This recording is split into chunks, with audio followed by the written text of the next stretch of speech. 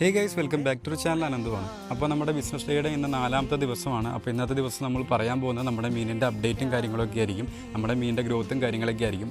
അപ്പോൾ നമ്മുടെ മീൻ ഇതാണ്, നമ്മുടെ വീരനവരാലിൻ്റെ കുട്ടിയാണ് ഈ കിടക്കുന്നത്. അതുപോലെ തന്നെ ഇത് നമ്മൾ എടുത്ത സമയത്ത് ഇത്ര സൈസൊന്നും ആയിട്ടുണ്ടായിരുന്നില്ല. അപ്പോൾ മാക്സിമം നമ്മൾ ഫീഡ് ചെയ്യിച്ച് തന്നെ ഇത്ര സൈസാക്കി എടുത്താണ്. അപ്പോൾ ഇനി നമുക്ക് ഫീഡ് ഒരുപാട് കൊടുക്കാൻ പറ്റില്ല, വേറൊന്നും കൊണ്ടല്ല, ഫീഡിൻ്റെ കോസ്റ്റ് കൂടും. വീരനവരാലിൻ്റെ പ്രത്യേകത എന്താണെന്ന് വെച്ച് കഴിഞ്ഞാൽ മാന്യമായ രീതിയിൽ തന്നെ ഫുഡും കാര്യങ്ങളും കഴിക്കും. അതുപോലെ നമ്മുടെ ഫീഡിങ് കോസ്റ്റ് ഒരുപാട് ആയി പോവുകയും ചെയ്യും. അപ്പോൾ അതിനുവേണ്ടി നമ്മൾ കണ്ടൊരു സൊല്യൂഷനാണ് ഈ കാണുന്ന ഈ ബക്കറ്റിൽ നമ്മൾ ബ്ലാക്ക് സോൾജർ ലാർവേനെ ഉണ്ടാക്കിയെടുക്കാൻ വേണ്ടി ഉണ്ടാക്കിയെടുത്ത ബക്കറ്റാണത്.